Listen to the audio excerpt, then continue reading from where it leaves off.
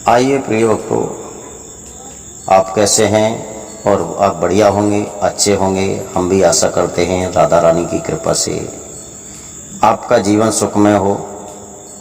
मैं विनोद गांव बादरी से ये कहानी दे रहा हूं आपको, जो आपको विशेष सुखदायी होगी। इसका सारांश आपको बाद में मिलेगा।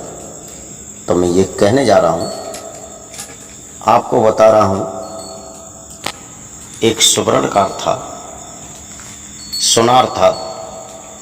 उसने दो मूर्ति बनाई और दोनों मूर्ति की वजन लगभग 20-20 केजी था।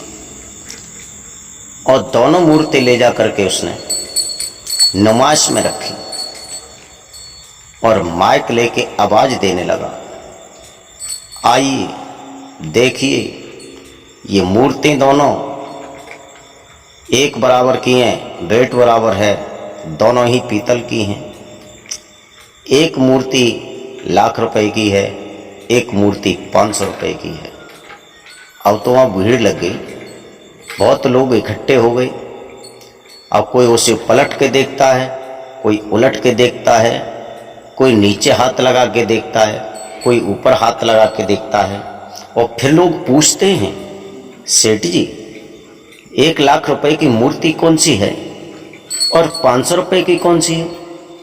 सेठ जी ने कह दिया, ये तो आपको ही बताना होगा, ₹1,00,000 की कौन सी है और 500 रुपये की कौन सी है। भक्तों, काफी समय बीत गया, 4-6 घंटे हो गए। एक महात्मा जी वहां होके निकले। संत जी ने देखा, जी सुवर्णकार, मैंने ये सुनार तो मैंने देखा है सत्संग में, और जी यहाँ पे क्या कर रहा है? महात्मा जी पहुंचे। महात्मा जी मुस्कुराए और सुवर्णकार से कहने लगे, कहो क्या बेच रहे हो? सुनार कहने लगा, महाराज 2 मूर्ति हैं, इन्हें बेच रहा हूं। क्या कीमत रखी है? संत जी बोले, क्या कीमत रखी है? सुवर्णकार कहने लगा, कोई कीमत नहीं है, एक मूर्ति तो ₹1,00,000 की है, एक 500 रुपये की है। महात्मा जी कहने लगे, तो ₹1,00,000 की कौन सी है और 500 रुपये की कौन सी है?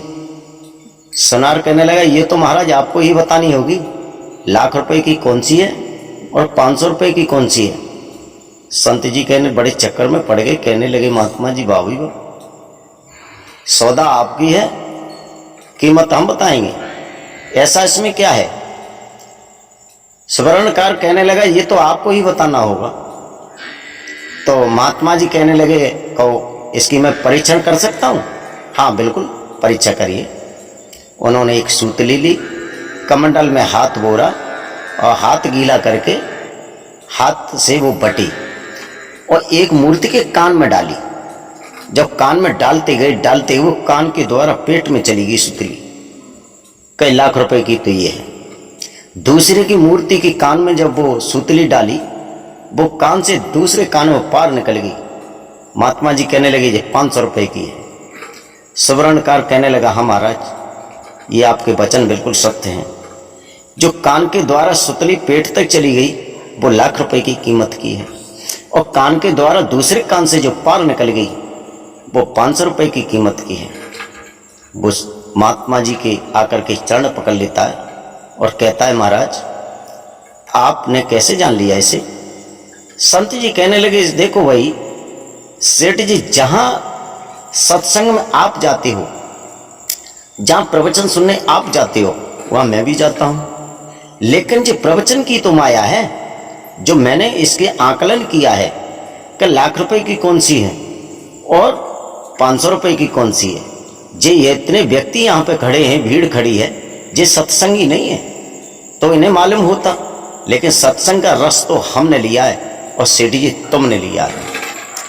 तो भक्तों से मेरा कहना है, जो कान के द्वारा पेट में रख लेता है वो अमूल कीमत का व्यक्ति होता है, और कान में सुन करके दूसरे कान से निकाल देता है, उसकी कोई कीमत नहीं होती, वो बेकीमत होता है, उसकी कुछ कीमत नहीं होती।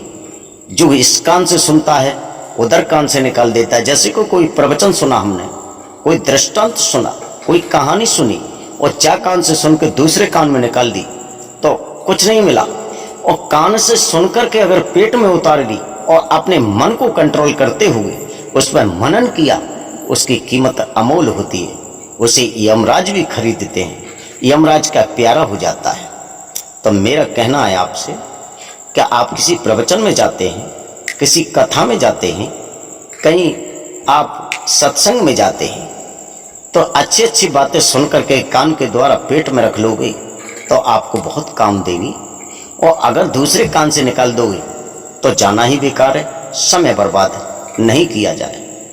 और समय बर्बाद करने से, ये समय बड़ा कीमती होता है मनुष्य के लिए, ये समय बर्बाद नहीं किया जाता है। तो जहाँ तक हमारी आवाज़ पहुँचे, जहाँ तक लोगों को सुनने मिले, उन सभी से मेरा कहना है कि आप प्रवचन में जाएं। अगर आपके अंदर शक्ति है पेट में रखने के लिए तो मत समय बर्बाद करें। और अगर आपके अंदर कोई शक्ति नहीं है पेट में रखने के लिए, दूसरे कान से निकल जाता है, तो समय बर्बाद ना करें। और मैं आपसे निवेदन करूंगा, मेरा ये चैनल है देहाती अनमोल कहानी यूट्यूब चैनल के माध्यम से इसे सब्सक्राइब करते रहें। आपका कुछ नहीं जाता भक्तों, आपको तो केवल बटन पर उंगली रखनी है, लाइक शेयर करते रहें, जिससे हमारा मनोबल बढ़ेगा। और मैं आपको बार बार बधाई देता रहूँगा, आपको कामना करता रहूँगा आप खुश रहें, अच्छे रहें।